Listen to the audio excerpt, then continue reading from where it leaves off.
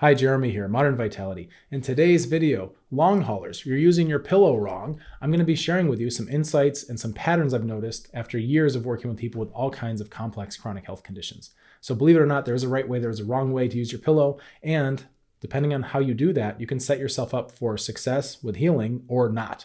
This is really, really important. Not a lot of people understand this. So I'm going to be opening up this conversation here. And the other thing I'm going to tell you is that once we get our heads around how to use the pillow, we're going to take a look at some deeper ramifications of that so that we can actually get some serious leverage in terms of getting better. I know I've set the bar pretty high here, so let's get started.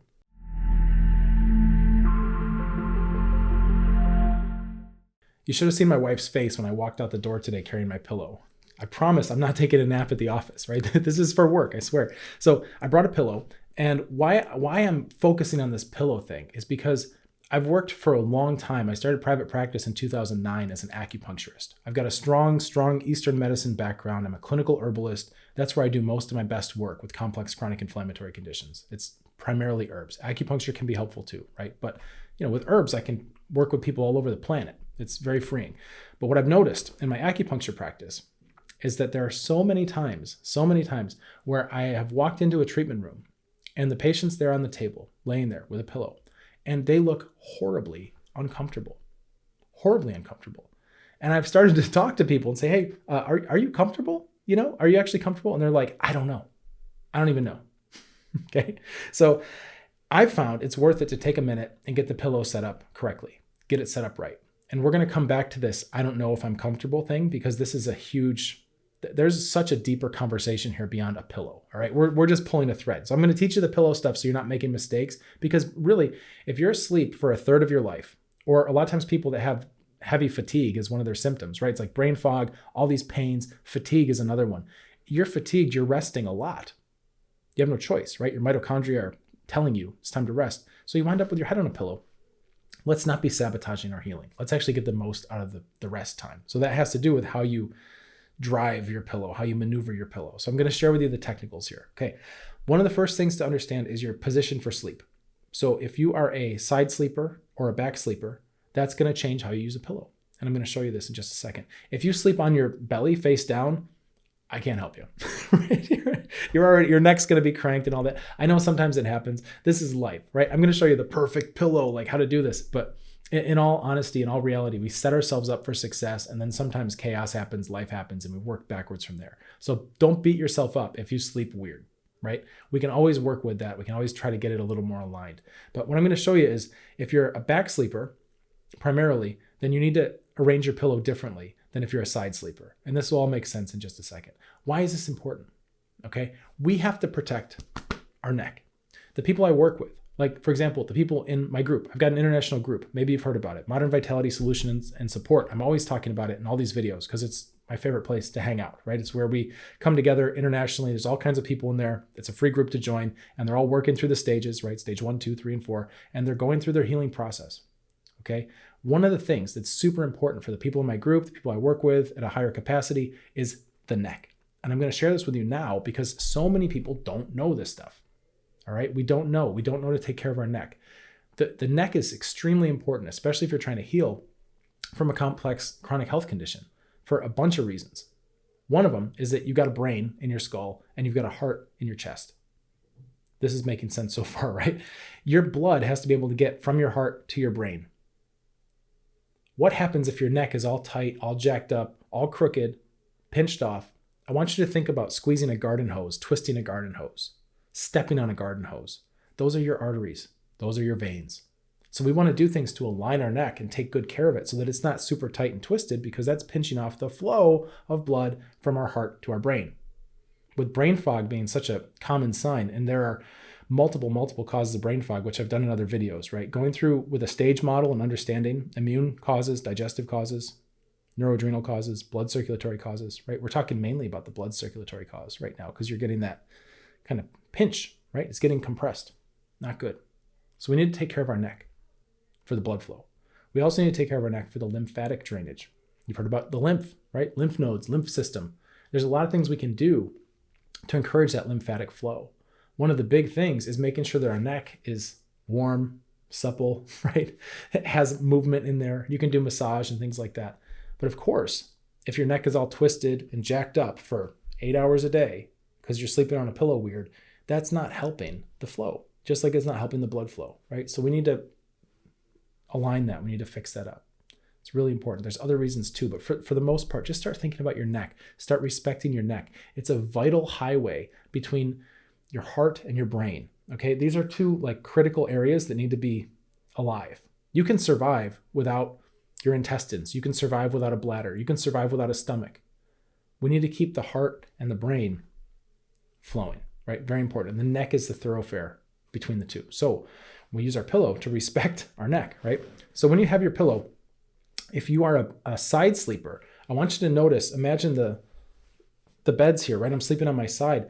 The distance between your shoulder and the side of your head, that's how thick your pillow should be. So that way when you're laying down, right, you're not doing this.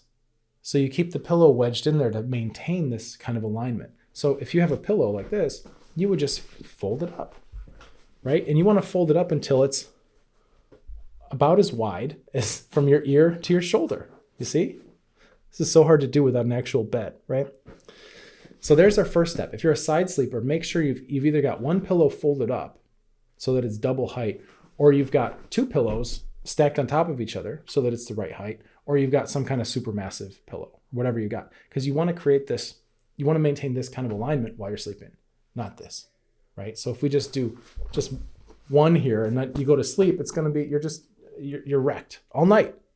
And we get good at what we practice, right? So if you practice having a bent, kinked neck, what do you think you're getting good at? What do you think your fascia is doing? What kinds of patterns do you think you're learning?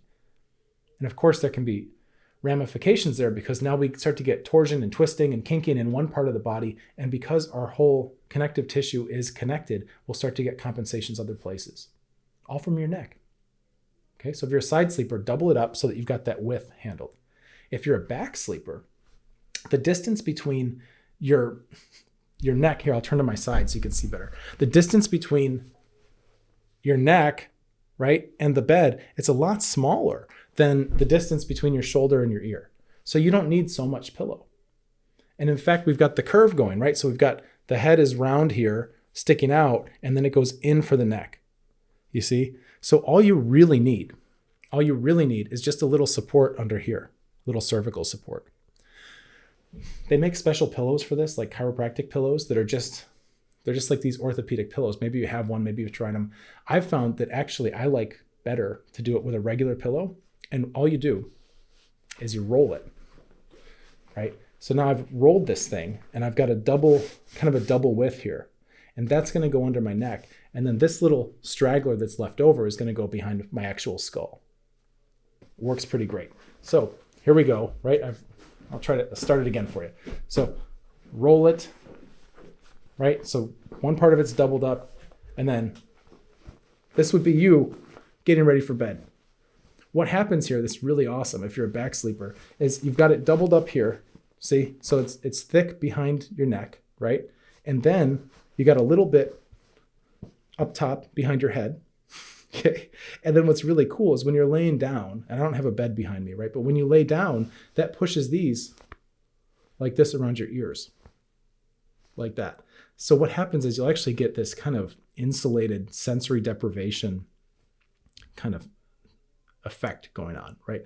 Very relaxing, very nice, especially if you've got pets, children, a partner who snores or whatever. Not my wife, absolutely not, right? But sometimes people snore, there's noises. You keep this around your ears. It helps to muffle all that. It really, really is. It's super relaxing. So I'll show you from the side too. So I've got it rolled up so it's thicker behind my neck and it's a little bit thin just behind my skull here, right? And then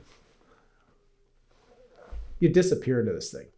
Okay, that's the way to do it for sure. So how do we mess this up? Well, basically anything that doesn't maintain that alignment is going to be a problem.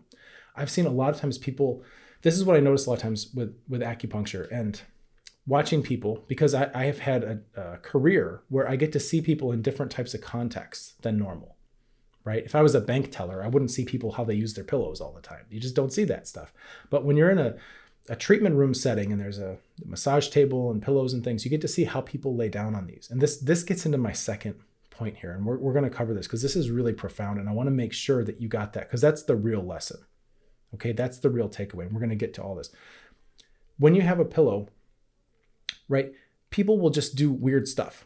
They'll just throw themselves on it, right? It could be any which way. Like I've walked into a room and somebody's like this, laying on their back, and the pillow is just crooked and it's down their back. And what's happening, right? It's twisting their head, it's pushing their shoulder up forward. They're just all squiggly, right? And it's not their fault. It's not their fault. It's not like they're wrong. People do this. I'm not here to punish people or, try to bring down your self-esteem. Like, hey, you don't even know how to use a pillow, right? But what I am going to do is we're going to have a little fun with this, because when you see that, right, what's the larger sign here? There's a couple of them. One is that people are disconnected from their bodies. When I look, and I can, you start to develop an eye for this, and you can see all the misalignments, and you go, does that look comfortable? It doesn't look comfortable. And then you ask, hey, are you even comfortable? I don't know. I don't know if I'm comfortable, right? That's a problem. First of all, we're disconnected. So the way you use your pillow, right, says a lot about who you are, what kind of person you are. Are you the kind of person who can tell when you're uncomfortable? With pillows, with everything, right? Are you tuned in or are you numbed out?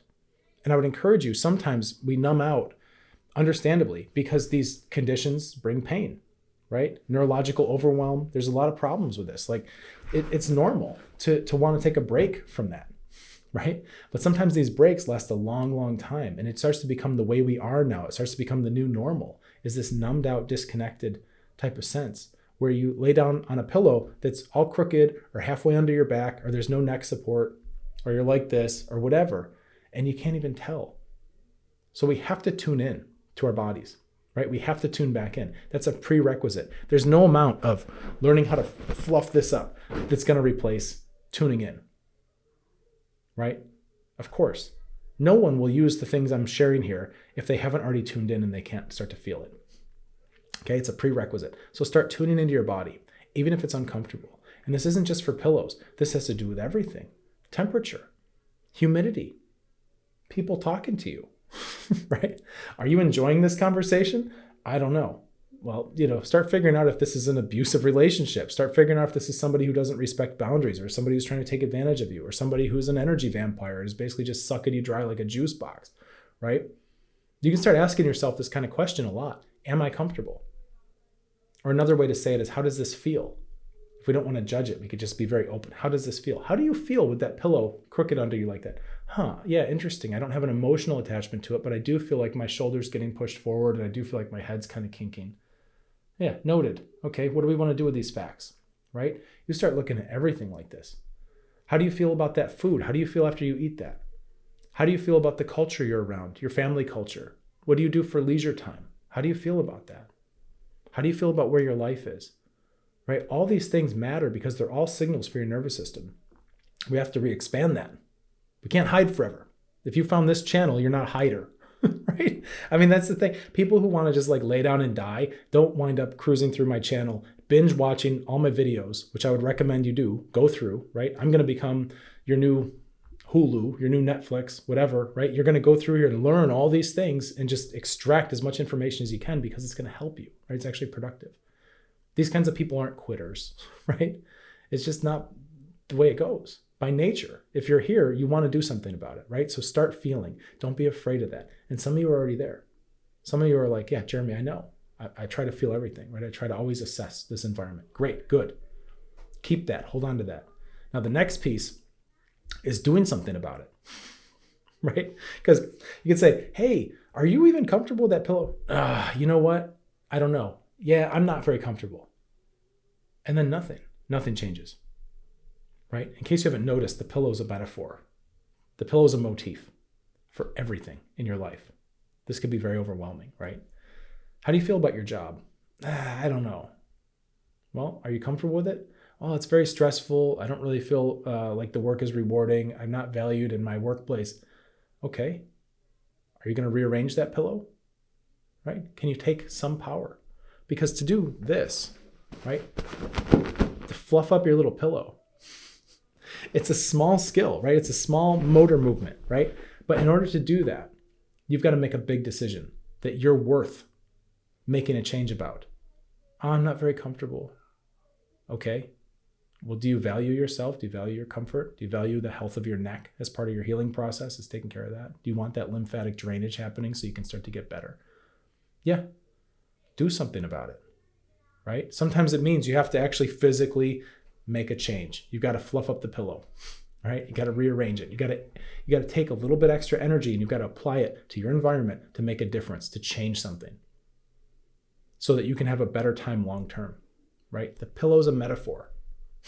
This stuff's everywhere. Change your diet, change your friends, change your outlook, change your belief system, change the news you watch, right? So many of these things. Change the way the climate hits you.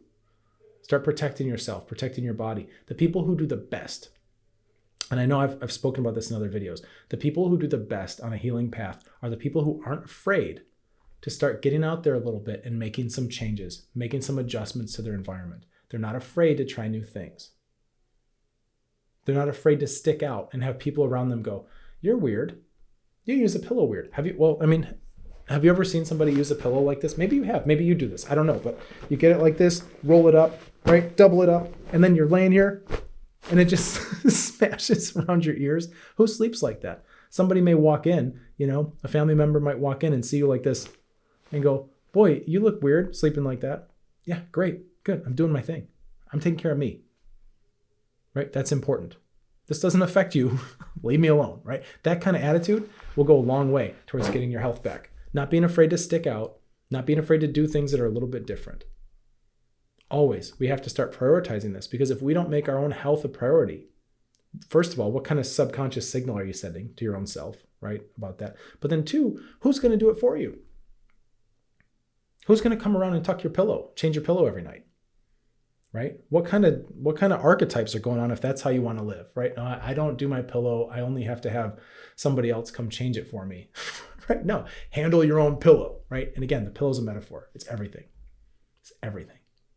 If you're struggling with a complex chronic health condition, I would encourage you to join our group. We've got a fantastic group of people. We're international. I think I mentioned it earlier. We're off big tech. We've got our own private chat group. It's free to join. You've got me in there, troubleshooting people's cases from all over the planet, right? Everybody's going through the stages, stage 1, 2, 3, 4, immune, digestive, neuroadrenal, blood circulation. There's kind of a bonus stage at the end, but not a lot of people even need to do that kind of work, but we have it. It's all there.